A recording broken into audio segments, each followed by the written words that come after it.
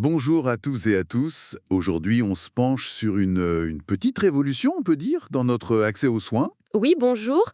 On parle de ce fameux test rapide pour l'angine qui est maintenant dispo directement en pharmacie. C'est tout récent, depuis juin 2024. Exactement. On a pas mal d'infos qui analysent ça sous tous les angles. L'idée, c'est de voir ce que ça change concrètement pour nous, pour notre portefeuille aussi. Euh, Et c'est pas anodin, parce que l'angine, ça touche quand même 9 millions de personnes chaque année en France. C'est énorme. ah oui, 9 millions, Et ce test, le TROD angine, test rapide orientation diagnostic, c'est son nom officiel, il coûte entre 6 et 7 euros. d'accord. Remboursé à 70% par la Sécu. Et, point important, avec une bonne mutuelle, ça peut même être pris en charge à 100%. Moins de 10 euros remboursables, c'est intéressant.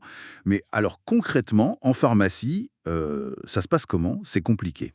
Ah non, pas du tout. C'est même très simple. Le pharmacien, qui doit être formé pour ça, bien sûr, fait un petit prélèvement au fond de la gorge, avec un écouvillon, là, le bâtonnet. Mhm. Ça prend quelques secondes, c'est pas douloureux.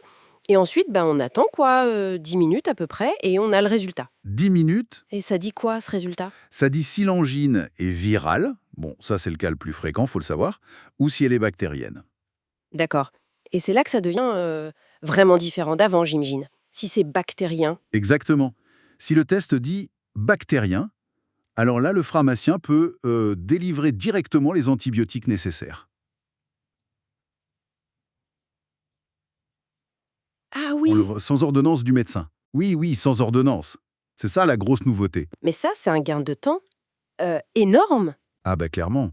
Fini l'attente pour avoir un rendez-vous chez le médecin. Consultation qui coûte, rappelons-le, 25 euros environ. Oui. Là, même si le pharmacien délivre les antibiotiques, le coût total facturé, c'est maximum 15 euros. Avant les remboursements, bien sûr. 15 euros max contre 25 plus l'attente, le calcul est vite fait. Tout à fait. Il y a même des sources qui estiment que pour une famille, ça pourrait faire économiser jusqu'à 200 euros par an si les angines reviennent souvent. C'est quand même pas négligeable. Non, c'est sûr.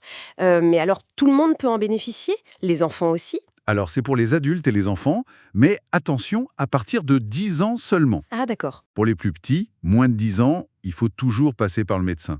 C'est une question de sécurité, le diagnostic est plus délicat chez les tout-petits. C'est logique. Et si on revient sur les tarifs, là, vous disiez 15 euros max si le test est positif et qu'il y a délivrance d'antibio. C'est ça. Et si le test est négatif? Ou positif mais viral, donc pas d'antibio? Dans ce cas-là, le tarif est de 10 euros. 10 euros. Voilà. Et dans les deux cas, 10 ou 15 euros, la Sécu rembourse toujours ses 70%.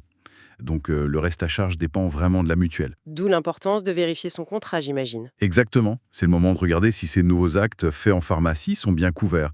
Il y a des comparateurs qui peuvent aider d'ailleurs pour trouver la bonne mutuelle pour ça. Bon, l'avantage financier semble clair, surtout si on est bien couvert.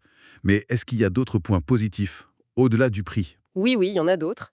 Déjà, l'accessibilité. On trouve des pharmacies quasiment partout, beaucoup plus facilement que des médecins parfois, surtout dans certaines zones. C'est vrai. Ensuite, les horaires. Les pharmacies sont souvent ouvertes plus tard, le samedi.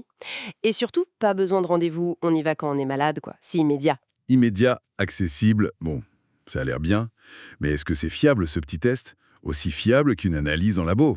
Alors, les chiffres qu'on a sont plutôt bons. On parle d'une sensibilité autour de 90% et une spécificité de 95%. Ah oui, c'est pas mal.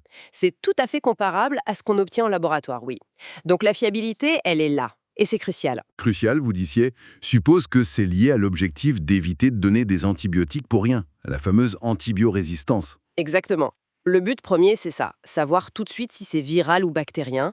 Ça permet de ne prescrire des antibiotiques que quand c'est vraiment nécessaire. Donc moins d'antibio pour les angines virales. Voilà. Et ça, c'est super important pour lutter contre l'antibiorésistance, pour que nos antibiotiques restent efficaces quand on en a besoin. C'est très clair. Alors, si on est convaincu et qu'on veut essayer, il y a des choses à savoir, des petits conseils? Oui, quelques trucs simples. D'abord, vérifier que la pharmacie où on va propose bien le service. Toutes ne le font pas encore peut-être. D'accord. Ensuite, évidemment, présenter sa carte vitale pour être remboursé. Garder la petite facture, ça peut servir. Et puis, c'est bien d'en parler à son médecin traitant à l'occasion, pour qu'il soit au courant. Logique. On sent bien que ce test, c'est pas juste un outil isolé. Ça s'inscrit dans quelque chose de plus large, non? Tout à fait. Ça confirme une tendance de fond. Le pharmacien qui prend un rôle de plus en plus important dans les soins de proximité. Mhm. On l'a vu avec la vaccination, les bilans de médication, Et là, les tests rapides.